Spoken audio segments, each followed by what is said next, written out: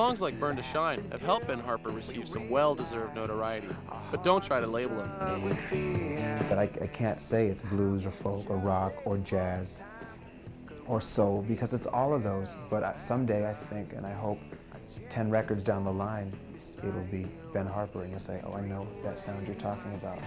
And what he's talking about is something that may surprise you. Ben, tell me a little bit. You worked with Taj Mahal. Yeah. Jazz influence. And you worked on a spoken word project. It was a children's documentary.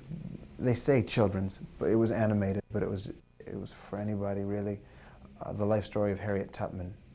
Ben Harper's beginnings on the mean streets of Los Angeles have given an amazing insight on how to work with other legendary artists. I write most of the songs. I've co-written with Juan Nelson. We co-wrote the title track, Fight for Your Mind, 2 records ago. I've co-written with my producer and manager, J.P. Plunier. You've actually done some projects with some other people on other albums. And are you thinking of doing that, incorporating other artists in with, say, a project that you're looking to do? You know, I love doing that because it challenges me in a way that my own songs don't. Playing with other people on other records, regardless of how well you know the song or the person you're recording with, it challenges you.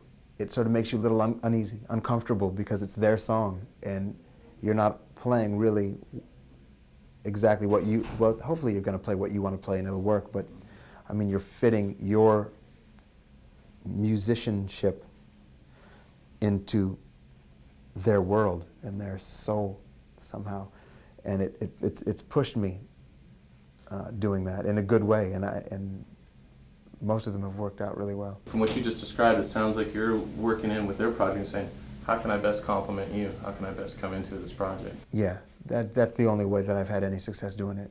Like with John Lee Hooker on his record, it was like, you know, I'd take a back seat and I just stay open to suggestion, because I might not know the right thing that you want to hear from my sound.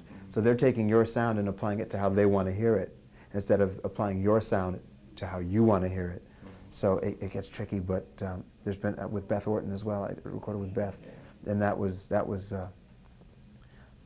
wasn't easy, but it was so rewarding in the end, and I grew from that. Now, when we talk about some of the projects and what you're working in with, you talked about John Lee Hooker. I mean, that's just, you must be just like, wow, this guy, I mean, he's a legend. Yeah, you have to do well, to shine in that environment takes such a focus. You have to get beyond the legend factor of it. He's the first legend. Well, working with Taj, it was like that. So that had given me a little bit of a history in sort of getting around being awestruck. Who would you choose to work with, whether living or not living? Oh, That's that. Now that opens up a huge. Yeah, it's huge. It's too huge. You know who? Paul Simon. You know, Bob Dylan. I mean, who knows?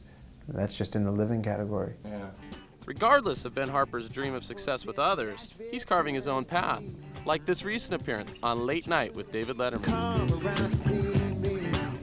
I think the goal in every musician and every artist, or anyone who sets out to be the best at what they do, wants to have their sound or style referred to by their name.